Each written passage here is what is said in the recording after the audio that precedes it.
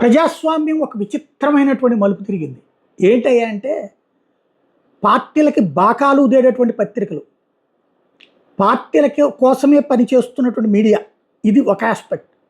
అది పక్కన పెడితే ఎడిటోరియల్ అంటే చాలా ఇన్‌డెప్త్‌గా ఆలోచించి బాధ్యతాయుతంగా సమాజానికి చెప్పాల్సినటువంటి వాళ్ళు, ఆ ఎడిటోరియల్ అనేటువంటి దాన్ని వ్యాపార వస్తువుగా మార్చేసి, చివరికి రాజకీయ తొత్తులలాగా పనిచేయడం అన్నటువంటిది ఇవాళ 'ఆంధ్రజ్యోతి' రాధాకృష్ణ గారి కొత్త పలుకు, కొత్త కాదు. ఎందుకంటే అది ఎప్పుడు చేస్తూనే ఉంటారు.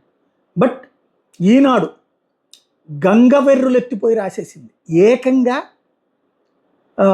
గద్దె దించేయండి జగన్ అని పిలుపునిచ్చింది. అంటే రామోజీరావు గారు బరి తెగించారనాలా, దిగజారారనాలా. రాధాకృష్ణ గారి బరి తెగింపు కొత్తదేం కాదు, ఎప్పుడూ నడుస్తూనే ఉంటుంది. కాబట్టి ఇదివరకు బట్టలు కట్టుకుని శృంగారం చేసినటువంటి ఈనాడు ఇప్పుడు బరి తెగించి ప్రారంభించేసింది. అట్లాగే రాధాకృష్ణ గారు అయితే ఇక శాంతం నేల నాకించేటటువంటి స్థాయికి దిగజార్చేశారు. వీళ్ళ పిలుపులు ప్రజల మీద ఏ మేరకు ప్రభావం చూపెడతాయి?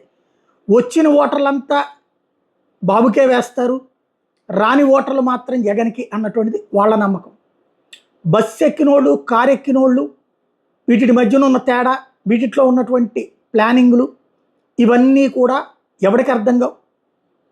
మనసులో మనం ఏదనుకుంటే అదే ఎదుటి వాళ్ళు అనుకుంటారు అనేటువంటి భ్రమలలో బ్రతుకుతున్నటువంటి మీడియా ప్రస్తుతం దిగజారిపోవడం కాదు, అసహ్యకరం, నీచమైన స్థితికి మొట్టమొదటిసారి చేరుకుంది.